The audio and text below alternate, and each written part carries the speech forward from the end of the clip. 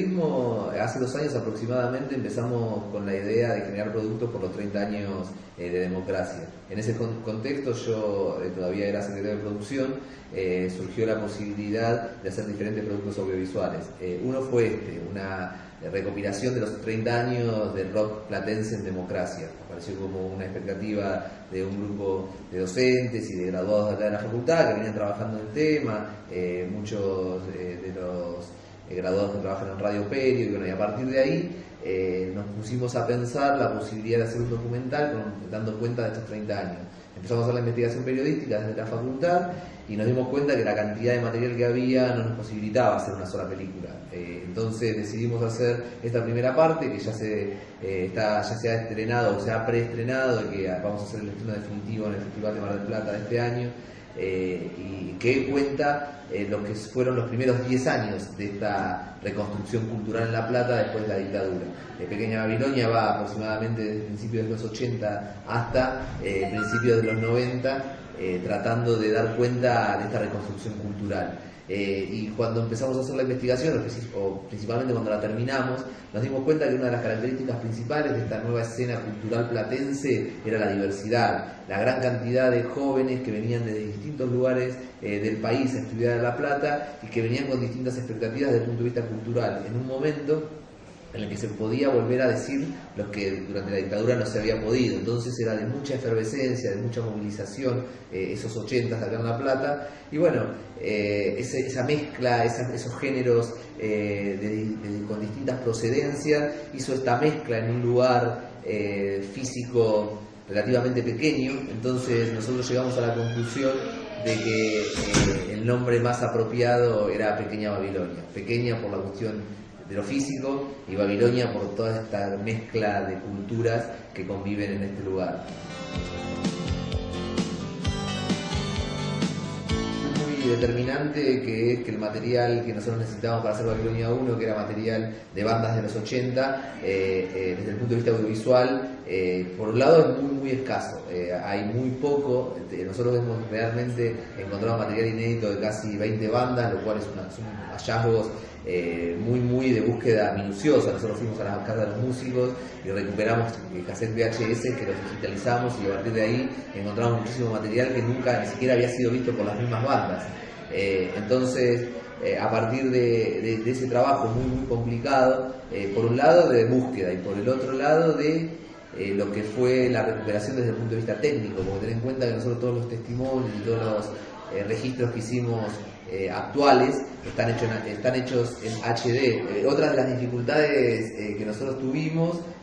fue también desde el punto de vista de los lugares físicos, porque nosotros lo que queríamos era, por un lado, reconstruir la historia de las bandas, pero en relación a la ciudad, es decir, cómo estos músicos iban viviendo la ciudad, la iban caminando, la iban resignificando, porque una de las cuestiones que salían en los testimonios eran que no existían lugares para tocar. Entonces se tocaban en jardines de infantes, que se corrían las sillitas chiquitas y se hacían los escenarios sobre el piso, o se improvisaba en clubes, en sociedades de fomento, en bares que no estaban vistos para que se tocara, pero bueno, se fue viviendo la ciudad de esa manera para poder empezar a hacer este movimiento cultural que ya era permitido. Y en ese sentido, las limitaciones nuestras estuvieron en que esos lugares prácticamente no existen más, no quedarán 1 o 2, y el resto se han mutado en otras cosas. Entonces también tuvimos que hacer una reconstrucción desde el punto de vista gráfico, de búsqueda de fotos, que nos permitieran graficar esos testimonios que contaban cómo era la ciudad en ese momento. Y bueno, también fue muy interesante, porque la conclusión fue que tenemos material que se ha visto muy pocas veces. Es un documental de 1 hora y media, lo cual es un documental muy largo, y que está dividido en diferentes partes. Una primera parte en donde hacemos un cierre con un diagnóstico de lo que era la situación de La Plata durante la dictadura primero y en los últimos años después, cuáles fueron las primeras bandas que empiezan a surgir en ese contexto, y cómo ese impulso se va convirtiendo en la aparición de bandas de nivel nacional hay un capítulo destinado a Virus y a Los Redondos, y otras que tuvieron el límite de lo que nosotros decimos la avenida 32, que tuvieron mucha influencia en un determinado momento, caso Los Barajas, que era una banda de punk muy influyente en el momento, pero que después no trascendieron en el tiempo, duraron muy poco, como duraban la mayoría de las bandas en ese momento, y por el otro lado no grabaron discos. Entonces las referencias que hay son muy mínimas, pero creo que en Pequeña Babilonia están expresadas. Después hay una segunda parte que es aproximadamente a partir del año 88, cuando se lanza el disco de una banda muy emblemática de la ciudad y de ese momento, que es Las Canoplas, es el disco Batman, que todos consideran, o muchos consideran, que es el surgimiento del nuevo rock platense, ese nuevo rock platense que después se expresa en Mister América, en Los Peligrosos Gorriones, en mucho más adelante en Estelares, bueno, y toda la influencia de ese tipo de pop medio experimental, que es una marca registrada de la Ciudad de La Plata, bueno, surge, muchos dicen, en ese disco Batman de Las Canoplas en el año 88. Bueno, esa es la segunda parte en donde contamos cómo fue ese momento de Las Canoplas, y aparecen ya los testimonios de estas bandas incipientes como Mister América, como Peligrosos Gorriones, como Manuel Moretti, el cantante de Estelares, con sus primeras bandas que fueron Peregrinos y Licuados Corazones. Y bueno, y ahí, a partir de esa situación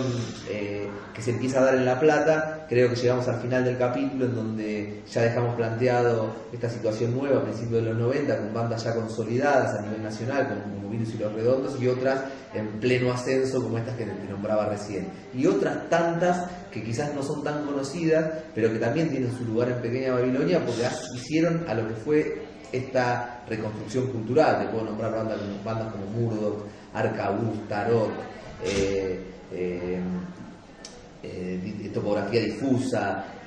bueno, bandas que quizás son la primera vez que las estás escuchando porque tuvieron un momento muy breve de existencia, o no tanto, pero que fueron muy influyentes en este periodo de la historia del rock de La Plata.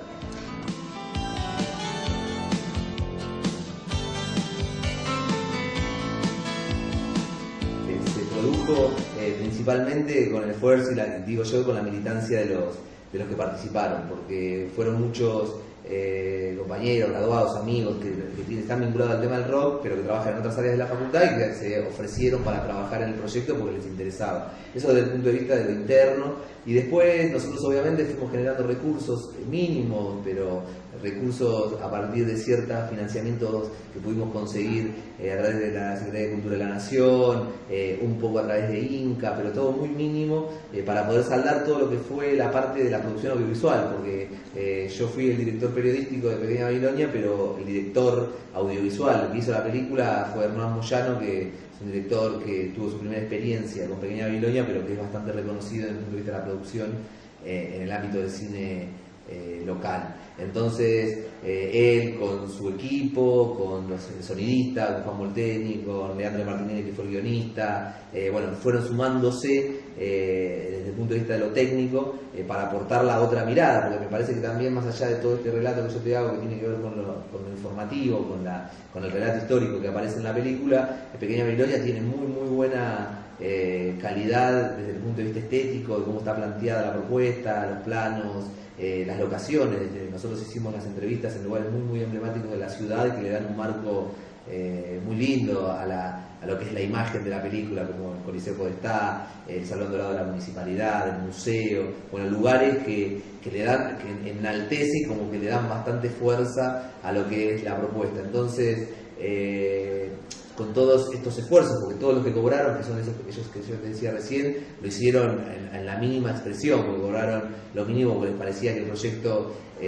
valía la pena, y realmente la conclusión es que valió la pena. Ahora nos queda que con esta experiencia poder generar las líneas de financiamiento para hacer la 2 y la 3, que creo que vamos a tener mejores chances.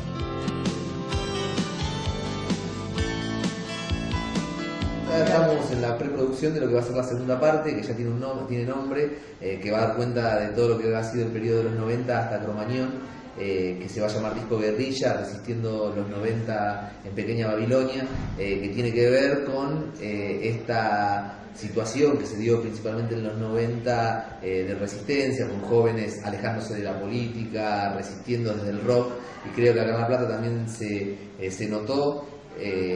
con expresiones musicales muy variadas, y bueno, eso va a estar expresado en Pequeña Babilonia 2, y después nos quedará para el año que viene la parte 3, desde Mañana hasta ahora.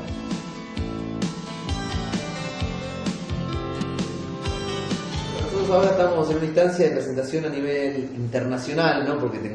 seamos, pero sí porque la película, por lo menos para el Festival de Mar del Plata, que es un festival clase A, tiene que ser inédita en el país. Entonces nosotros hicimos un preestreno acá en el Teatro Argentino para gente que trabajó en la película y gente interna de la facultad, y nos vamos a trabajar luego de la presentación en Mar del Plata en todo lo que va a ser el circuito nacional, en todos los festivales que podamos presentarla, y después también estamos preparando una versión de 48 minutos para televisión, tratar de pasarla en alguno de los canales, en Canal 7 o en el Encuentro, y después también estamos tratando de regularizar algunas cuestiones desde el punto de vista formal para que pueda entrar en lo que son el circuito Inca, son todas las salas Inca en todo el país. O sea que eso va a empezar a partir de noviembre, después del Festival de Mar del Plata, y a nivel internacional la fuimos presentando en Chile, la presentamos en un festival en Brasil, en Uruguay, en distintos lugares en México, no en competencia, pero sí para ir mostrándola, y creo que bueno, cuando podamos mostrarla ya definitivamente vamos a tratar de llevarla a otros lugares también. Un remolino mezclar los besos y la